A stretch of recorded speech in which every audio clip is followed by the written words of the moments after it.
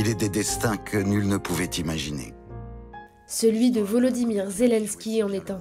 De comédien à président, son parcours hors norme est au cœur de ce documentaire. Il n'avait pas fait son service militaire, propulsé chef de guerre. L'histoire en train de se vivre, où le burlesque précède le tragique. Так, я готовий.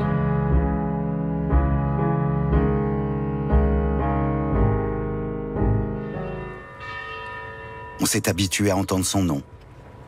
Слово має президент України Володимир Зеленський. C'est quelqu'un qui appartient déjà au manuel d'histoire, mais on ne connaît pas forcément la transformation. Faisant ce film avec Ariane Chemin et Lisa Vapnet, on a découvert un homme, on a découvert une enfance soviétique, on a découvert la métamorphose de cet homme. Les images sont tournées en 2024 dans sa ville natale, Kryvyi Rih. Pendant 2 heures, les spectateurs découvrent la vie du président Zelensky. L'ambassadeur Vadim Volodymyrovitch s'adresse au public et à ses compatriotes ukrainiens. Українці і українки, вітаю вас. Дякую,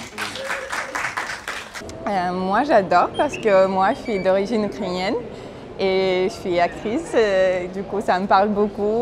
Même si on parle aujourd'hui que la guerre a presque commencé, mais pas du tout, elle est encore là et donc moi je suis très touchée personnellement. La réalisation est complétée par celle qui a suivi la vie de Zelensky pour le journal Le Monde. J'ai pensé qu'il fallait quelqu'un qui filme l'intime de Zelensky. On connaît évidemment le chef de guerre, on connaît le diplomate, on connaît le président. Mais en fait, il fallait raconter que quand on est né en 1978, c'est le même âge exactement qu'Emmanuel Macron, eh bien, on a quand même passé 13 ans de sa vie en Union soviétique et c'est ça qu'on voulait aussi raconter.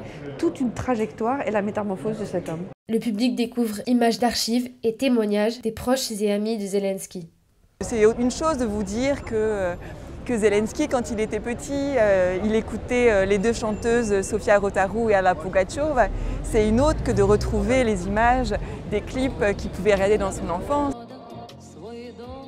Volodya devient Zelensky est le premier des 3 films mis à l'honneur lors de ce jour consacré à l'Ukraine.